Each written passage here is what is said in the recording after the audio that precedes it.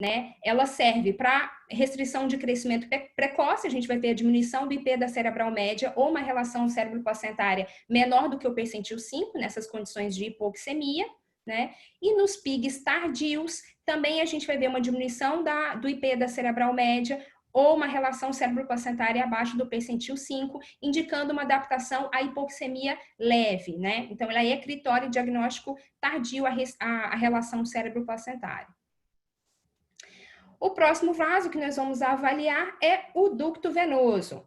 À medida que a gente tem a progressão desse comprometimento placentário, né, após essas alterações arteriais, né, já descritas, a oxigenação do miocárdio começa a se tornar insuficiente, levando a uma disfunção ventricular por uma miocardiopatia hipoxêmica.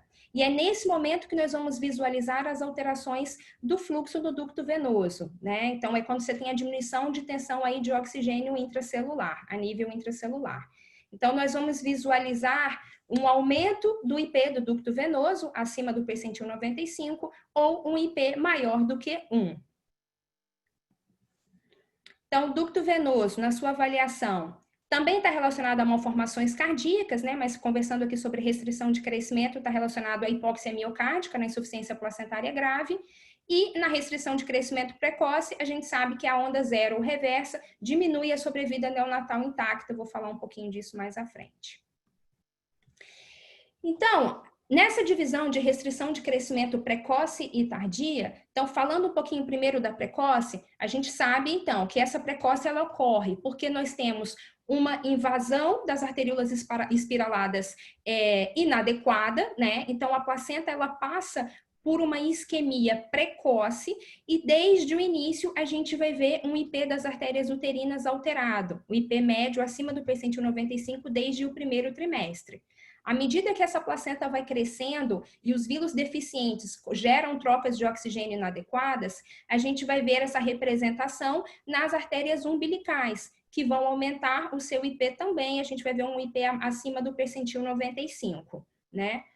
Essa hipoxemia gera a vasodilatação cerebral, então a gente vai ver a cerebral média abaixo do percentil 5, e em estágios finais, quando o feto já não consegue mais se adaptar da mesma forma, nós temos aí a diminuição do oxigênio dentro do coração e a alteração do fluxo no ducto venoso, né? Que nós vamos visualizar primeiro o aumento do seu IP, que vai ficar acima do percentil 95, evoluindo aí a onda zero ou reversa. No momento que a gente vê um ducto venoso já com onda zero ou reversa, a gente sabe que a gente já tem um alto risco de acidemia e morte fetal. Quanto maior o IP do ducto venoso, menor é o pH que a gente encontra no cordão. Então, isso tem maior relação com atraso irreversível do desenvolvimento intelectual do feto e com óbito fetal. Na restrição de crescimento tardia, por outro lado, a gente tem uma invasão trofoblástica adequada, o IP das artérias uterinas está normal no primeiro trimestre, né? As velocidades coriônicas se formam de forma adequada, só que por motivos, né, pelas doenças maternas que a gente conversou lá atrás, né, nós temos no segundo para o terceiro trimestre um depósito de fibrina no espaço interviloso que acaba diminuindo as trocas de oxigênio e vai ter essa deficiência de oxigênio no final da gestação.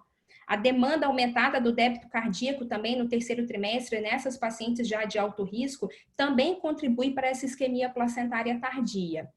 Então, o que eu vou ver primeiro? A gente vai ver, então, a vasodilatação da artéria cerebral média pela essa hipoxemia que está acontecendo e a gente vai ver a diminuição da relação cérebro-placentária aí abaixo do percentil 5.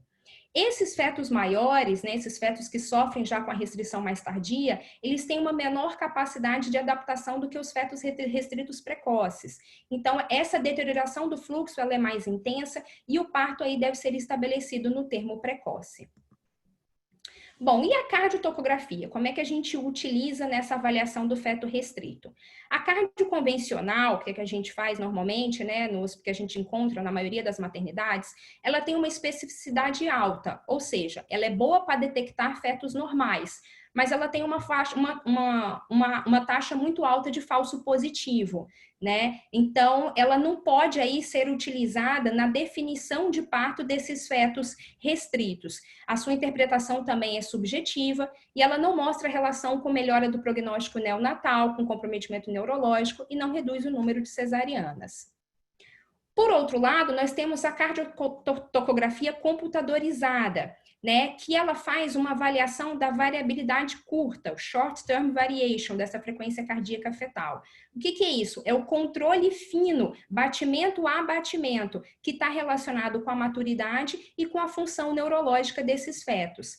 Então, quando a gente tem hipóxia cerebral, a gente tem uma diminuição dessa variabilidade. A interpretação da cardiotocografia computadorizada, ela é objetiva e ela mostra redução significativa da mortalidade perinatal quando comparada à convencional. Então, o normal é que essa variabilidade esteja maior do que 4 milissegundos, né? E essa variabilidade tem relação direta com o padrão de onda do ducto venoso, porque ambos avaliam essa hipoxia cerebral e a acidemia fetal.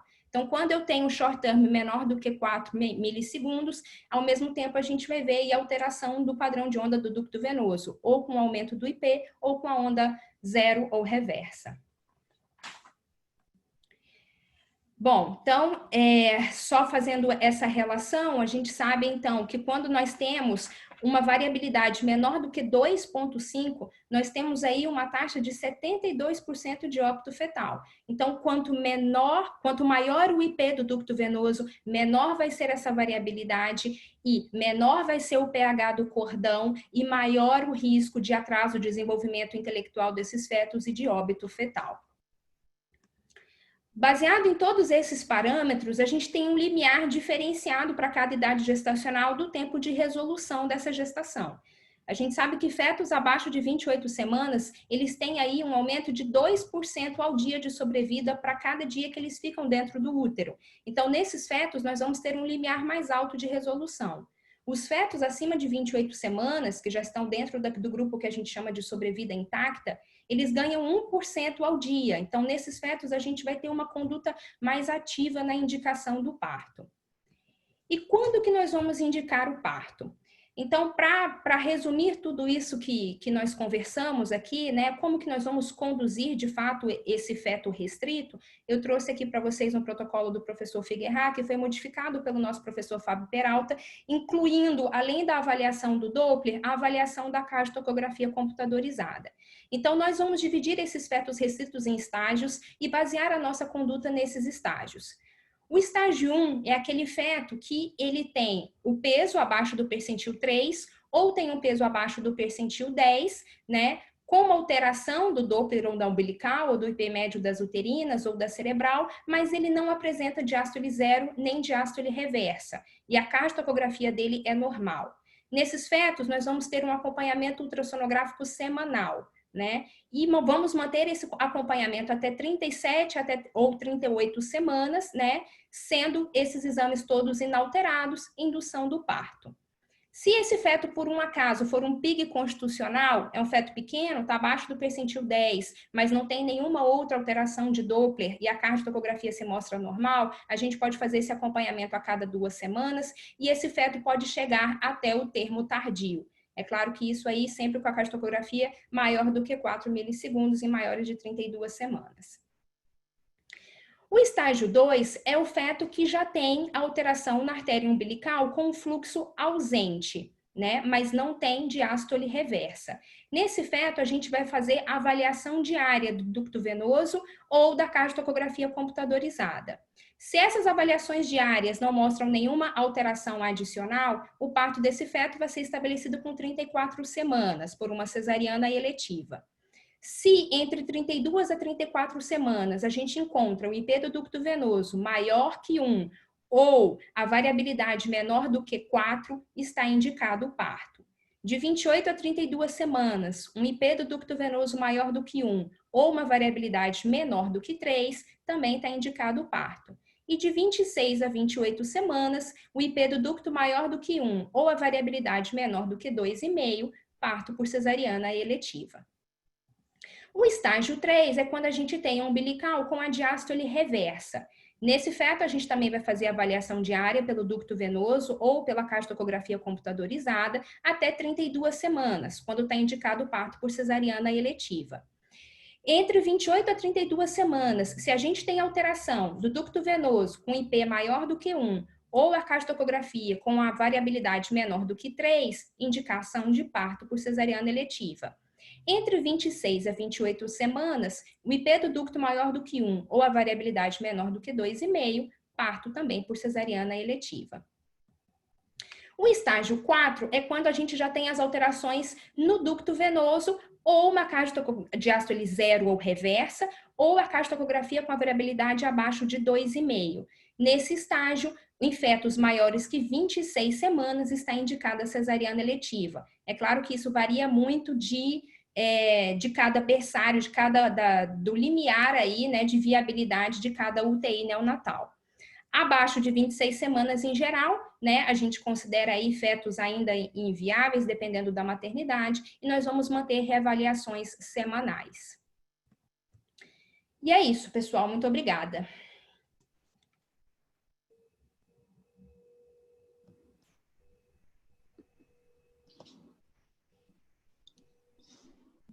Excelente. Muito bom, Clara. Assim, como o Cris costuma falar, não esperava diferente de você, não é? Gostei muito do estilo dos seus slides, estavam bem diferentes, novos slides modificados. Eu vou abrir aqui, permitir que as pessoas possam abrir seus áudios, porque está bloqueado. Só um momentinho. Aqui. Pronto. Desativei o som de todos, mas todos podem abrir seu áudio, inclusive você agora. Então, eu queria dizer que foi muito legal. Esse tema é sempre importante, sempre polêmico, e a gente, por mais que a gente estude, que a gente discuta, sempre tem casos que ficam borderline, limítrofes, que a nossa decisão tem que ser diferenciada.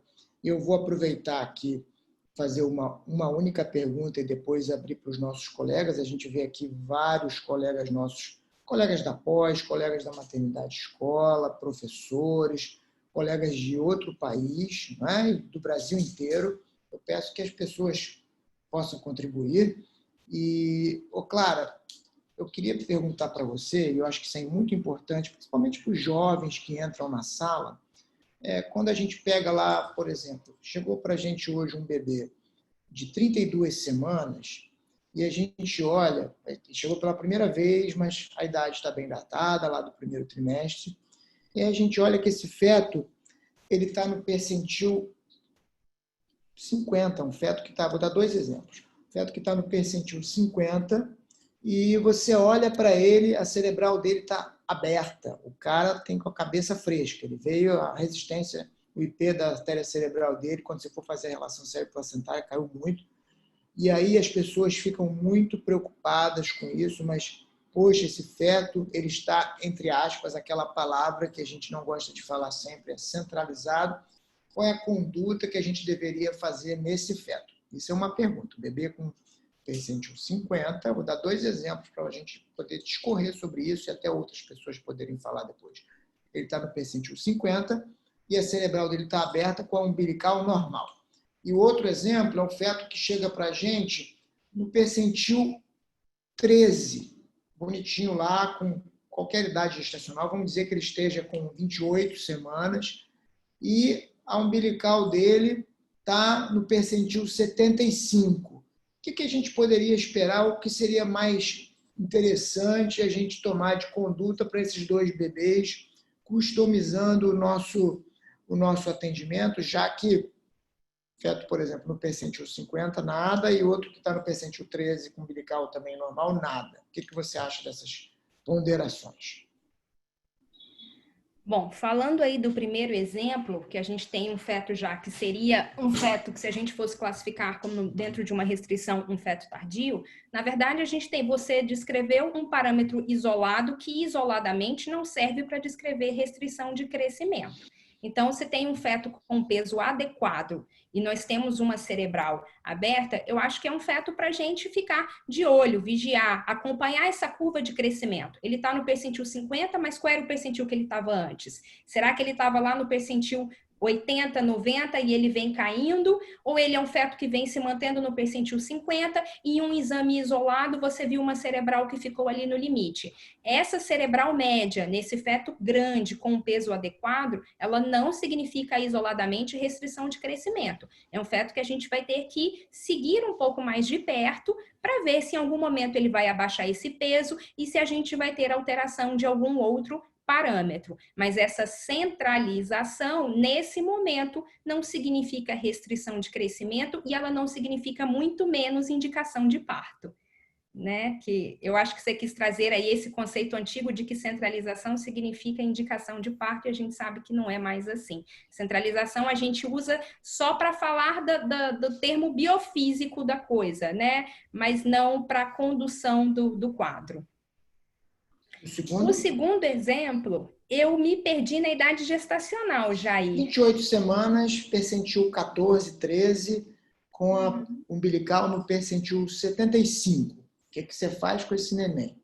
Bom, é mais um caso que também a gente não consegue enquadrar num feto restrito pelo protocolo, mas aí entra o bom senso e a experiência do examinador de saber que é um feto que está com quase ali no percentil 10, porque quando a gente fala percentil 10 é porque a gente tem que usar um termo para definir, para tornar a coisa mais didática e para ter protocolo, mas a coisa não é estritamente matemática. Então, é um feto que tem um peso já mais abaixo e que mostra um umbilical já aumentando aí o seu índice de pulsatilidade. É um feto que vale um segmento mais estrito, é um feto que vale acompanhamento e às vezes até uma reavaliação em 1 semana, no máximo 2 semanas. Eu acho. E aí o pessoal, ao contrário, ele tem Caiu? Muito bom. Muito bom. Eu consigo agora... Queria, antes de tudo, dizer que a sala encheu, né? Isso é muito bom, sinal que a nossa palestrante chamou bastante atenção, não é? Isso é bem legal, todo mundo conhece, vê da qualidade do trabalho da Clara. Em relação a essa história da centralização, que eu costumo sempre dizer, não escrevam centralização no laudo, isso é uma coisa muito importante, porque se você for numa cidade pequena ou mesmo no interior do Rio de Janeiro, infelizmente a informação não é limpa lá, os colegas leem esse termo, centralização, interrompem gestações muito prematuras de um bebê que eventualmente não tem nada. Então, para a gente pensar em centralização, é porque você quer interromper a gestação. E isso, que a Clara muito bem disse, do corte didático, faz muita diferença. Você pode ter um neném totalmente normal, que está no percentil 9, por exemplo, porque 9% dos bebês normais estão ali, né? E você pode ter um bebê super restrito no percentil 15, e você tem que tomar conta disso. Tem a margem, margem de erro que a gente vê, né? Então, meus queridos colegas, muito obrigado. Claro, eu vou abrir para perguntas e comentários dos nossos colegas. Por favor, quem quiser fazer algum comentário, pode abrir o seu áudio e é muito bem-vindo.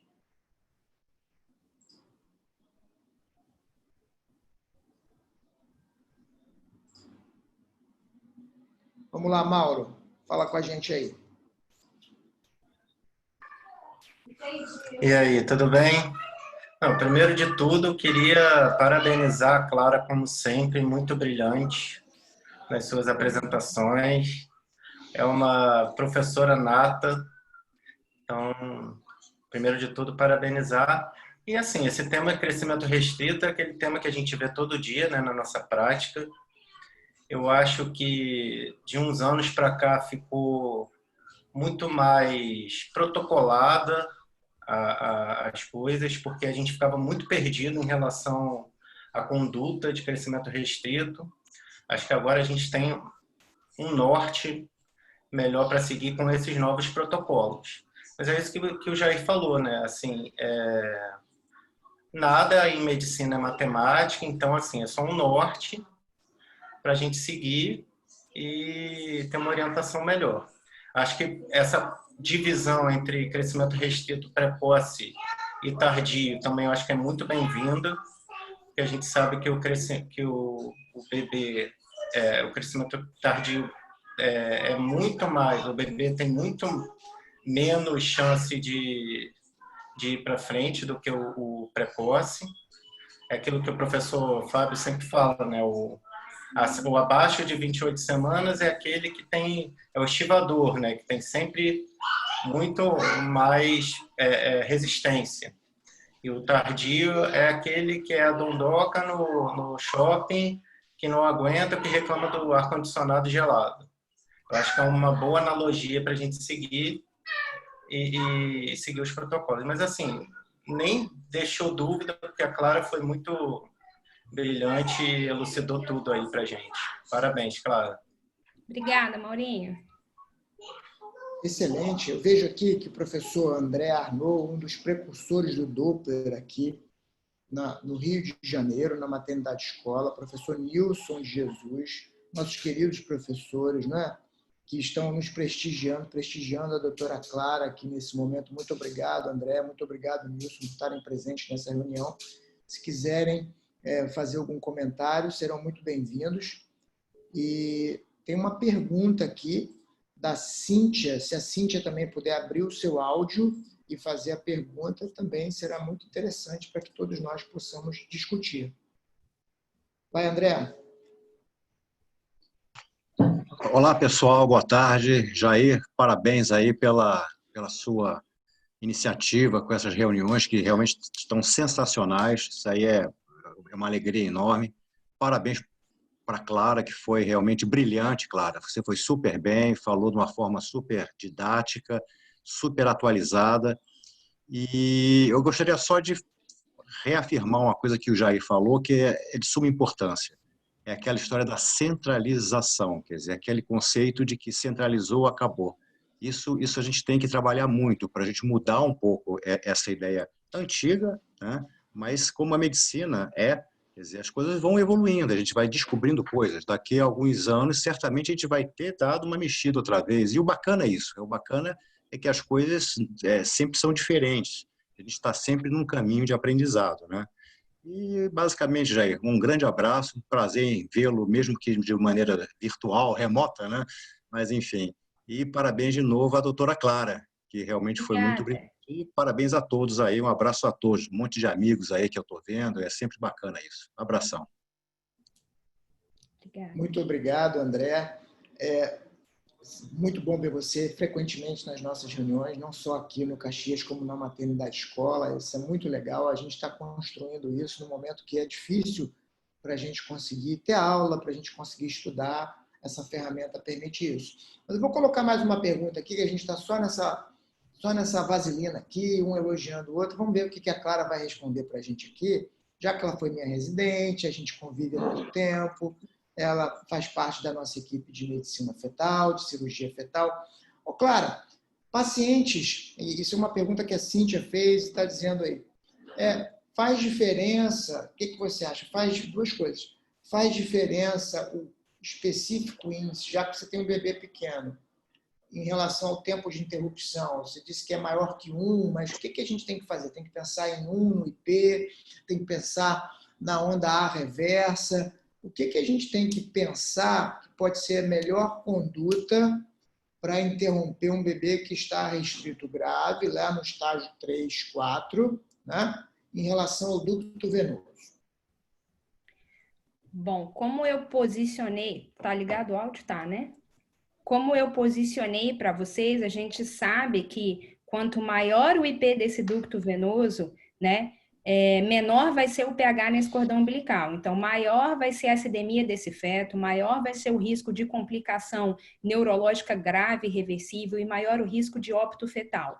Então, a gente já tem um bebê pequeno, é um bebê prematuro, é um bebê pequeno, né? Porque ele é restrito, e ele já. E se a gente deixar isso evoluir, se eu deixo esse bebê que já tem todo esse comprometimento evoluir a uma diástole zero ou reversa, é um bebê que eu vou entregar para UTI neonatal muito grave. Então, nós tendemos a ter uma conduta, né, mais conservadora nesse sentido, de quando a gente vê um hiperoducto já maior do que 1, e aí é onde a cartografia computadorizada também entra para auxiliar, que infelizmente a gente não tem disponível, né, mas que entraria para auxiliar nessa avaliação da variabilidade curta, né, de nós termos uma conduta aí um pouco mais precoce, não esperar esse ducto virar zero ou reverso, porque será um parto de um feto muito grave já.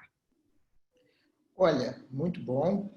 Eu tenho uma pergunta aqui, que a Cíntia disse que não consegue abrir o áudio, mas é uma pergunta muito boa. Vou ler essa pergunta aqui, porque eu achei essa pergunta muito boa. Ela está dizendo para a gente, eu não conheço, não me lembro da Cíntia, queria me lembrar aqui, não bota...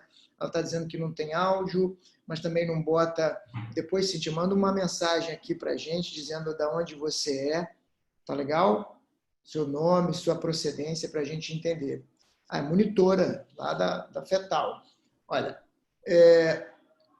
ela está perguntando se você tem um feto sem processo infeccioso, sem nada, um feto que é restrito e sem compatibilidade RH, que você tenha um aumento da velocidade da cerebral média, não só da queda do IP. Se você tem um aumento da velocidade da cerebral média, isso pode estar relacionado a uma readaptação ao processo hipóxico. A pergunta dela é a seguinte: a centralização, né, a queda do índice de resistência da cerebral média, eleva a velocidade da artéria cerebral média? Uma excelente pergunta. Vamos lá, Clara. Não eleva. Então, você não vai vamos complementar. E se por acaso isso está acontecendo, não é verdade? O que você acha? O que a gente vai raciocinar em cima disso? Bom, a gente não vê essa elevação do pico de velocidade, né? Pelo contrário, você vai ter uma artéria de baixa resistência, você vai ter um aumento da diástole, e você vai ter uma diminuição desse pico de velocidade sistólica, né? E um aumento da velocidade diastólica. Se isso está acontecendo, aí eu vou jogar essa bola para você, Jair. O que você acha? Se isso está acontecendo, é porque esse feto realmente está anêmico. Ele realmente está anêmico, então ele pode ter um problema concomitante, né? Que vão ter várias causas possíveis. Ele pode ser um feto sindrômico, que CIUR faz parte desse componente, né? E ele é anêmico. Ele pode ter uma infecção que a gente não detectou, e ele pode ter uma incompatibilidade não imune, né? Uma anemia não imune por outras causas. Então, a velocidade da cerebral média, ela é um marcador muito sensível para anemia, com falso positivo de 10% a 12%. Então, ela pode estar alta simplesmente porque é falso positivo e ele não tem nada disso, ele não é anêmico. Mas a gente tem que considerar que ele seja anêmico, errando para mais, para não perder essa oportunidade. Continuando nesse raciocínio, esse bebê chega para a gente ali com 24 semanas, um bebê pequeno, né, que a gente não sabe causa de nada. Ele chegou um bebê pequeno com 24 semanas e a velocidade da cerebral estourada, anêmico. É outra aula, isso é uma outra aula. A gente tem que pensar se vale a pena a gente fazer uma transfusão intrauterina. Aí eu vou pedir uma ajuda do André, que já deve ter mais de 200 transfusões intrauterinas nas costas, né? Se vale a pena a gente colocar uma agulha dentro desse cordão umbilical de um feto que já não tem reserva para aguentar um volume sanguíneo. Isso é aquela coisa da customização, da personalização do seu tratamento. Andrezão, por favor. Isso é uma coisa que a gente tem que medir. Eu me lembro, quando a gente começava a fazer transfusões, o sucesso é muito elevado, né? Aquele feto anemiado, sem hidropsia, nossa, uma beleza. O sucesso é de 96%, de 97%. Mas tinham aqueles fetinhos hidrópicos. E eu ia lá, transfundia, morria. Aí eu transfundia, morria. Aí tinha uns trabalhos, isso aí já vão uns 20 anos, de 20 e poucos anos. Um trabalho lá do Granum, lá da Yale University. Eu fui lá. ver por que o cara consegue um sucesso de 55%, 60% em transfusão de feto com hidropsia. A resposta é muito simples e talvez possa ser utilizada no modelo que você propôs. Simplesmente, o volume infundido é pequeno, para dar chance a uma adaptação cardíaca. Então, eu aumento a frequência das transfusões e diminuo essa sobrecarga volumétrica da transfusão em si. E não é só a sobrecarga de volume, é que quando a gente transfunde, a densidade do sangue aumenta, o que implica em aumento do trabalho cardíaco também. Então, agindo dessa forma, eu voltei e comecei a fazer dessa maneira e, felizmente, chegamos aos nossos 60%, né? Quer dizer, que é o que a gente quer. E na pergunta sua, Jair, eu acho que isso poderia ser pensado, talvez, uma atitude de transfusão, mas de maneira sem grande impacto de volume e de densidade para esse sangue. Talvez esse feto se beneficiasse de um procedimento desse. Excelente, professor. Excelente. Essa resposta que eu queria, né? Aquela coisa dos pequenos volumes por conta da sobrecarga, principalmente do ventrículo direito para esse bebê, e ele não aguenta. E levando em consideração também que esse feto muito pequeno e anêmico, a gente tem finalizando o diagnóstico diferencial com um bebê sindrômico, que aí realmente a gente vai pensar em não transferir nada. Eu queria agradecer aqui, obrigado, André, eu queria agradecer a pergunta da Cíntia, que foi uma excelente pergunta. A Cíntia, se eu estou me lembrando, é a Cíntia que a gente foi, não sei se é a mesma Cíntia, que foi em 2015 monitora junto comigo lá na pós. Se foi, depois escreve lá, ela está com problema no áudio, né? Mas foi muito boa a pergunta. E eu ia pedir também aqui uma consideração, que tecesse um comentário. O professor Nilson chegou a abrir o seu vídeo, mas antes disso, a minha amiga Eulália Macovella, direto de Moçambique, tem uma pergunta para fazer para a gente. Bem-vinda, Eulália. Olá, Jair. Olá, Jair. Está me ouvir? Sim. Oh, obrigada pela oportunidade. Parabéns, Clara. Obrigada. Uma boa apresentação. E eu estou orgulhosa de vocês terem sido os meus monitores. Aprendi muito convosco, né? E continuo a aprender. Olha, Jair, eu só queria uma pequena ajuda. Aqui ainda tenho alguma dificuldade aqui em Moçambique de explicar qual é a importância de avaliar o Doppler das uterinas no primeiro trimestre, assim como no segundo trimestre. Gostaria que o Jair talvez comente um pouco, porque este assunto em Moçambique ainda é um pouco novo, desperta um bocado de interrogação em alguns médicos. Eu não sei, tem aqui alguns colegas de Moçambique no painel, e eu queria pedir a vocês para ajudarem a explicar a importância de avaliar isso. Não sei se podem comentar um bocado. Obrigada. Alô? Alô, alô. Alô? Oi, desculpa, acho que a internet ficou ruim. Faz de novo, por favor, sua pergunta. Jair, eu queria pedir para vocês ajudarem-me a explicar a importância de avaliar as uterinas no primeiro trimestre e segundo trimestre. Em Moçambique o assunto ainda é novo, ainda desperta algumas curiosidades e perguntas de algumas pessoas. Então eu queria pedir para vocês explicarem um pouco mais isso. Eu vou passar a pergunta para a nossa palestrante, que era a nossa protagonista do dia, não é? Eu tenho certeza que ela vai nos abrilhantar com essa explicação. Bom, Eulália, eu acho que o principal argumento que você deve utilizar, né, para avaliação do Doppler das artérias uterinas no primeiro trimestre é a predição e o rastreio de pré-eclâmpsia, né? A gente sabe que pré-eclâmpsia é uma doença altamente incidente no Brasil, imagino que em Moçambique também, e é aquilo que eu falei, a uterina ela é o espelho dessa invasão trofoblástica inadequada.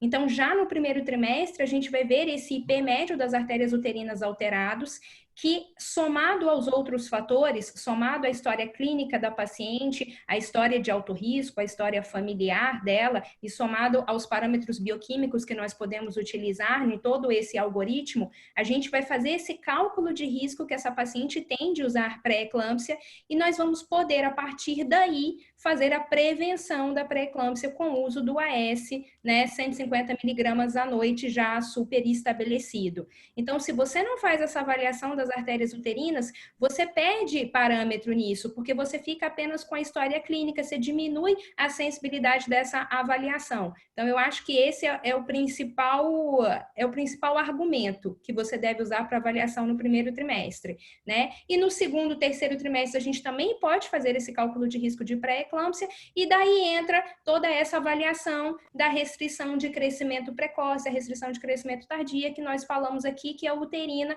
ela entra como um critério menor no procedimento Delphi, né, para o diagnóstico desses fetos restritos. Complementa aí, Jair. Excelente, eu acho que é muito importante, é isso mesmo, Clara, excelente. Eu acho que é interessante só a gente falar sobre a utilização da uterina no segundo trimestre para prevenção, para predição da pré-eclâmpsia, que é um bom marcador.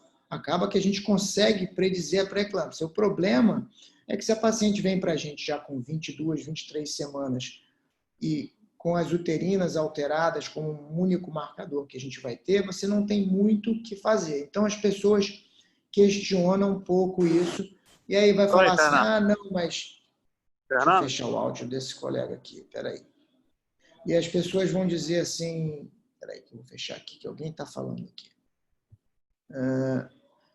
Não, mas até 26 semanas o índice pode estar aumentado, alguma coisa assim. Outra coisa para a gente dizer para você, Eulália, a gente não bota incisura, uma coisa que muitos anos a gente escreveu no laudo, a gente não coloca mais isso no laudo, não é para escrever essa palavra, tá? Não é legal a gente escrever, porque, principalmente no clínico, que eu falei, pode achar que é um problema sério, então a gente não escreve mais nada disso. Você coloca o índice de pulsatilidade, ver se ele está acima ou não do percentil 95, você consegue medir, até quantificar o risco dessa paciente, mas não tem muito o que fazer. Não tem muito o que fazer, então, em alguns locais a gente não coloca, nem sempre eu coloco. E aí, a não ser que a paciente venha com outros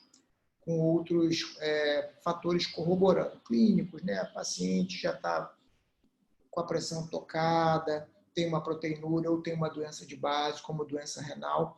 Então, o mais importante hoje, como a Clara disse, é ver a uterina no primeiro trimestre, principalmente se você... É importante que você tenha o algoritmo, porque senão você vai ver a uterina e não vai medir o risco dessa paciente, se você medir o risco, e aí você vai entrar, como a Clara disse, com a aspirina. Muito bem. E no segundo trimestre, se você medir e achar que ela está com um índice muito alto, você vai ver que o neném é pequeno e você tem um fator.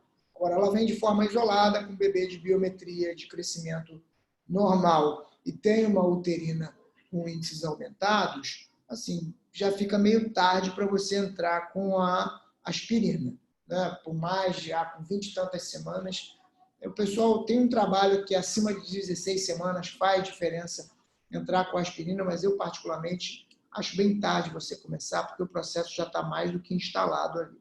Eu peço até para o professor Nilson, que está na sala, professor, se puder contribuir. O professor Nilson, ele é um grande estudioso de hipertensão na gestação, dar uma palestra para a gente lá na maternidade escola, se ele puder entrar e contribuir. Se não, vamos ver aqui. Aí, professor, vamos lá, ajuda a gente. Muito obrigado pela sua presença. Sua residente aí, ó. Espera aí. Sua ex-residente aí, na sala, brilhando. Cadê ele? Tá Estou sem tentando áudio. pedir. Você não tem áudio? Estou tentando abrir para você aqui, ó. Ele não está com áudio. Não tem, tudo bem. Ele não quer falar bem de você, é claro. De repente ele vai falar mal. É por isso que ele não quer abrir o áudio. Ele tá no computador da medicina fetal lá do Pedro Ernesto, que não tem microfone. Entendi. Não Por tem isso, problema. eu acho. Não tem problema. Alguma outra pergunta, pessoal? Já estamos aqui com 1 hora de palestra, acho que está na medida. Se alguém quiser alguma outra pergunta. Muito obrigada, Jair, tá bom? Valeu. Então, Clara, peço que você teça os últimos comentários. Né? Espera aí que tem uma última coisa aqui. Ó. Sugestões de conduta e opções favoritas. Ótimo. Outra pergunta muito boa. Daniela Teles. Daniela, pode fazer sua pergunta se quiser. Eu vi que você chegou a abrir o áudio aqui. Por favor.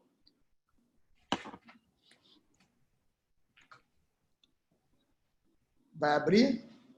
Senão eu leio. Mas seria interessante você mesma fazer a sua pergunta. Não, Daniela também deve estar lá na UERJ, junto com o professor Nilson, não consegue abrir o áudio. Não tem problema, eu leio aqui. Ó. É sabido que pelos estágios e sugestões de condutas para a interrupção não se valoriza o líquido amniótico. Gostaria de saber se na prática diária de vocês o anidrâmino modificaria a conduta. Excelente pergunta, doutora Clara vai conversar com a gente. Bom, sim, não modificaria necessariamente para uma conduta ativa, mas, mais uma vez, isso é um protocolo, né, que a gente usa como guia, mas a gente tem sempre que usar a nossa prática clínica e o bom senso dentro das nossas condutas e individualizar caso a caso. A gente sabe que outros parâmetros de avaliação de restrição de crescimento fetal, além do peso, é a diminuição do líquido, a avaliação do Doppler, a movimentação fetal, a presença de desacelerações na cardiotocografia, né, ou bradicardias frequentes, até mesmo na ausculta fetal. Então, todas as vezes que a gente vai avaliar um feto para definir uma conduta, nós vamos juntar todos esses fatores, né, e avaliar como um todo a vitalidade desse feto. Um feto com diminuição de líquido, naturalmente, é um feto que tem uma movimentação menor. E aí, é claro que dependendo dessa idade gestacional, se é um feto já tá grande, que tem um melhor prognóstico, que já está dentro de uma faixa de sobrevida maior, né, que já tem outros comprometimentos mais graves, essa redução acentuada do líquido entraria, sim, como um parâmetro adicional na nossa conduta, no traçado da nossa conduta. Eu acho que é importante, Daniela, eu acho que é importante a gente dizer, Daniela, que se a gente medir, por exemplo, um maior bolsão de 2 ou 1, que seja um único bolsão pequeno, ou 0, não existe nada que mostre para a gente que um neném é pior do que o outro. Um que tem um bolsão único de 2 e um que tem um neném 0. O mais importante nessa conduta é a gente beber já na maturidade, a gente vê fenômenos de desaceleração por compressão funicular eventuais. Então, o Doppler desse neném é normal. Ele é um neném pequeno, tudo bem, é uma coisa para a gente considerar, mas não pode ser uma conduta única para a gente interromper a gestação se ele tiver com pouco líquido ou se ele tiver com 0 líquido. A draminia, é importante a gente dizer, não é indicação de cesariana. Acho que foi essa a sua pergunta. Isso. Eu entendi. Isso. Obrigada. Muito bem. Temos uma pergunta da professora Ana Lúcia, de Petrópolis, minha amiga. Se puder abrir o áudio e conversar com a gente também, seria muito legal. Ana Lúcia.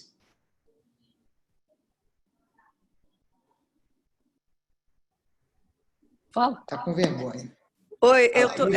Lucídio, no celular não tem do problema. Lucídio agora. Pode, o Lucídio é marido dela, também é obstetra, nossos queridos amigos. O Lucídio estava terça-feira com a gente lá na palestra.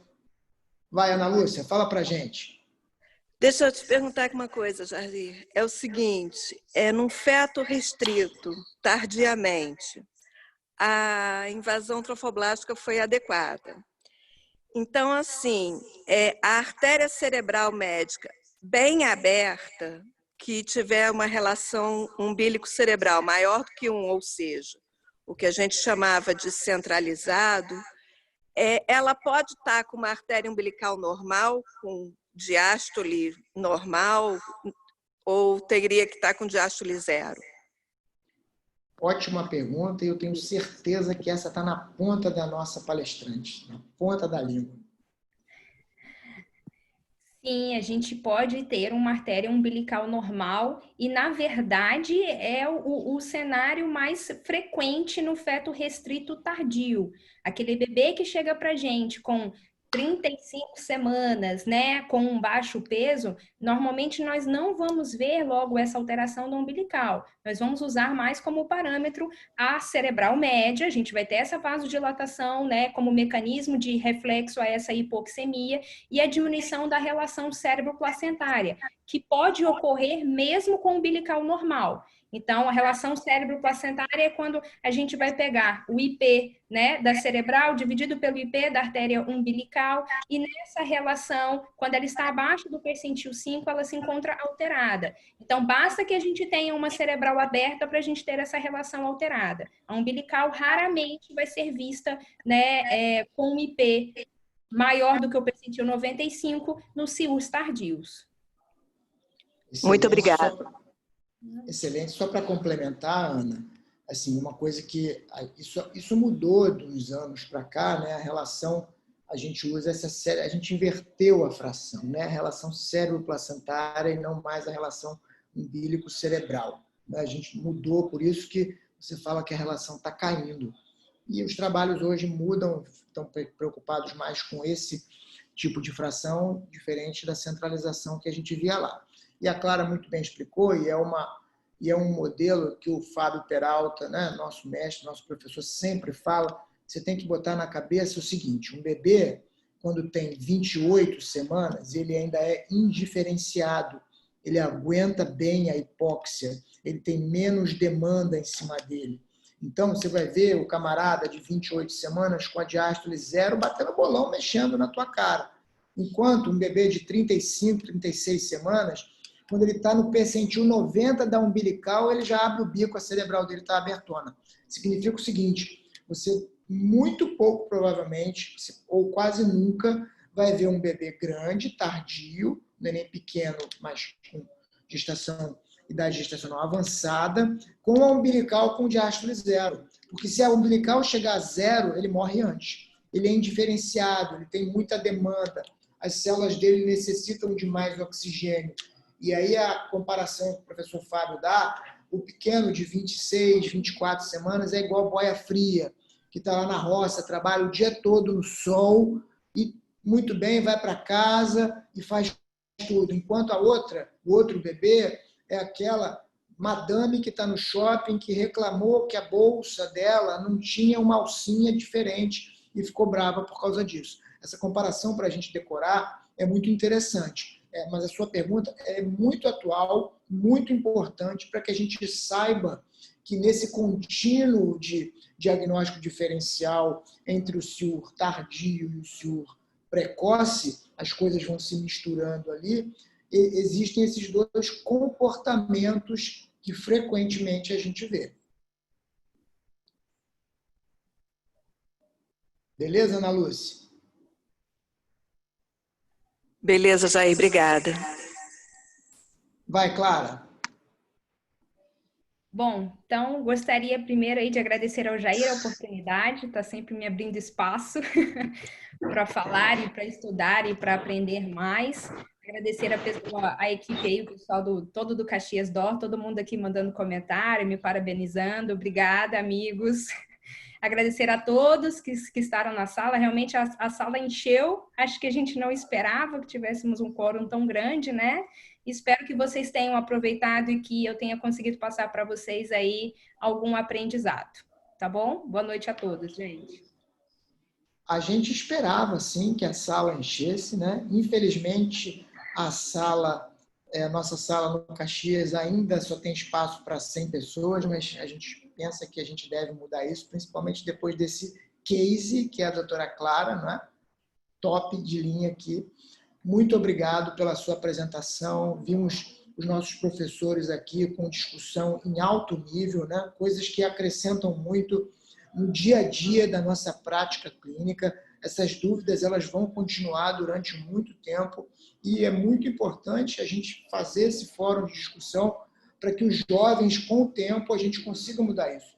A gente não muda uma cultura com pouco tempo, a gente muda com discussão, com trabalho, com estudo. Então, eu agradeço aqui essa oportunidade de poder estar gerenciando, junto com o Dr. Bruno Bandeira e com a doutora Luciana Rezende, o Centro de Estudos do Caxias Dó, que não é só de obstetrícia, né? Hoje eu estou puxando a sardinha para o meu lado, nós temos várias discussões diferentes aqui no Caxias, e dizer que o Caxias é um hospital terciário em que a sua maternidade está pronta para qualquer tipo de paciente. Temos pacientes de alto risco com a nossa unidade coronariana e o nosso CTI prontos. Já tivemos várias cirurgias fetais no Caxias Dó. Então, paciente de qualquer gravidade, de qualquer natureza, nós temos não só a parte materna, mas quanto a parte fetal. Muito obrigado a todos que contribuíram, professores, amigos, colegas, que vieram aqui prestigiar a doutora Clara nesse momento tão importante para a gente, e aos que quiserem, aos que puderem, até a semana que vem, no nosso próximo encontro no Centro de Estudo do Hospital Caxias Dó. Um abraço, boa noite a todos. Parabéns, Clara. Obrigada, boa noite, gente.